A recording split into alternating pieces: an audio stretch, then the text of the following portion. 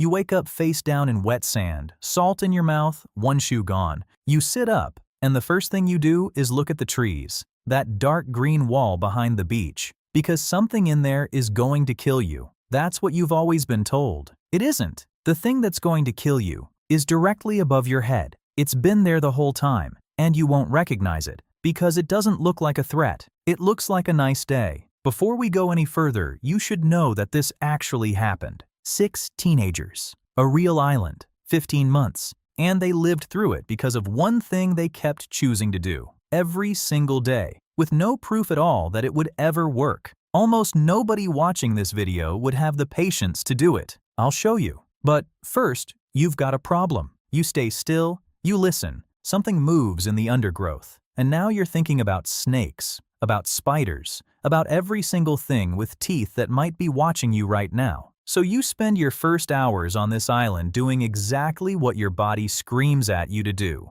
Watching the tree line, staying hidden, waiting. Here's the problem. Something in there might hurt you. That part is real, but nothing in there is on a schedule. The sun is. You already know the rule. Everybody knows the rule. 3 days without water. It's one of the most repeated facts on Earth, and as far as anyone can trace it, it goes back to this. 1944. 2 scientists decide to eat nothing but dry food and see what happens. One of them quits after 3 days. The other quits after 4. They stopped because they'd had enough, not because they were dying. That's the best guess at where your number came from. 2 guys who gave up early. And look, 3 days isn't a lie. It's a rule of thumb. And as rules of thumb go, it isn't a bad one. But a rule of thumb is not a law. And out here, the gap between those 2 things is your life. Because the truth is, there is no number. There's only heat. In real heat, that window doesn't shrink a little. It collapses to a day or 2. Working in an open sun, it can come down to hours.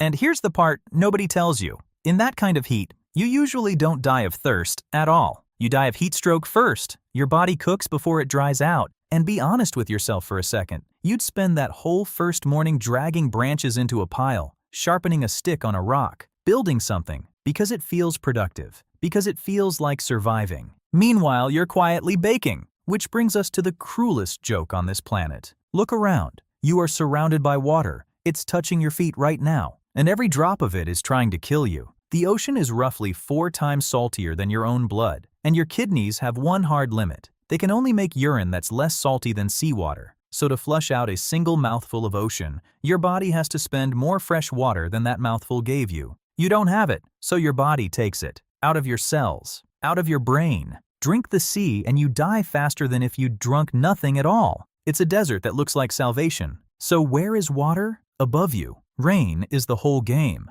A hollow stump, a curled leaf. Anything that holds a mouthful is worth more than every tool you could build. And then there's the coconut. And here I have to correct myself, because this one surprised me. You've probably heard that coconut water dehydrates you. It doesn't. It works. It's not magic. One hospital's entire verdict is that it's no more hydrating than plain water. But out here, something as good as water is everything. There's just a ceiling. Too much, too fast, and it turns laxative. And that out here isn't an inconvenience. It pulls water out of you faster than the coconut ever put in. A lifeline with a limit. By day 3, you're thinking about food. Of course you are. It's all you can think about. With water, a human body lasts somewhere around 3 weeks without eating anything at all. And around is the honest word here, because nobody knows exactly and nobody ever will.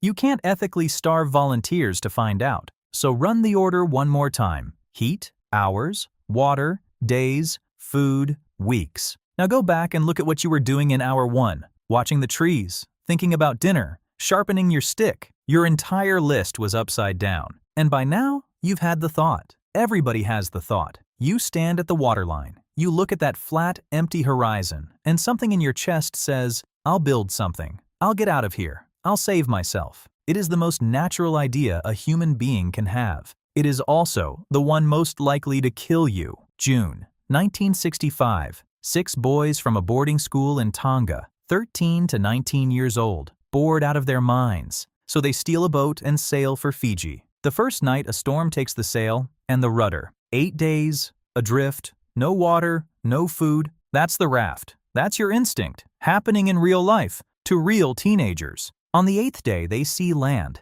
The boat is smashed against the rocks. They swim for it. The island is called Ata, and this is where everything changes. They build a shelter out of palm fronds. They catch rainwater in hollowed-out tree stumps. They find wild chickens and plant a garden. And then they do something that sounds completely insane. They build a badminton court. Not because they're on holiday, because 15 months alone with 5 other teenagers, no adults and no rules, is its own way to die. To stay sane, you need normal. You need something in the day that isn't survival. So they make a guitar too, out of driftwood, half a coconut shell and 6 steel wires. They sing every night, and they build a fire, and they never let it go out. Not once. Every boy has a duty. Somebody watches the flame every single night for 15 months. They fought, obviously. They were teenagers, so they built a system for that too. When 2 of them got angry, they separated, went to opposite ends of the island, sat and looked at the ocean until it drained out of them,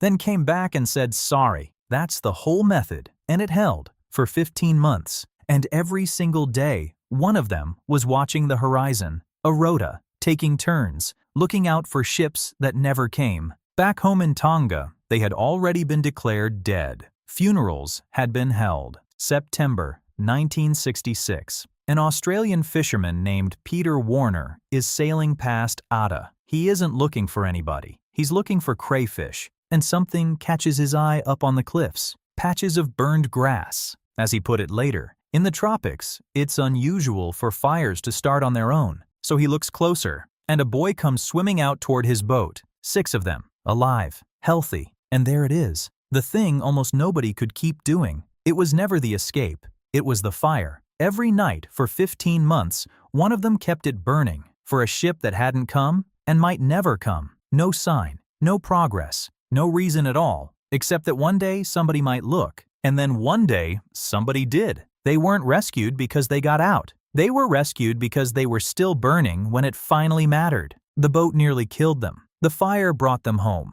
Everything you imagine survival to be. The fighting, the spear, the raft, the escape, that's the story we like. It's the version where you win. The real thing is quieter and much harder. It's sitting still in the shade while every instinct you have screams at you to run. Because the island isn't hunting you. The island doesn't care. It never did. What kills you out here isn't the wilderness. It's being invisible. So, if it ever happens, shade before anything else. Move at dawn and dusk, never at noon. Catch rain in whatever will hold it. Never, ever drink the ocean. And then do the thing that has actually brought people home. Make yourself impossible to miss. Smoke by day, fire by night. Something bright, something that doesn't belong. Something that makes a stranger a mile offshore look twice and turn the boat, because that's what saved them. Not strength, not a weapon, not a raft. 6 teenagers, 15 months. One fire that never went out.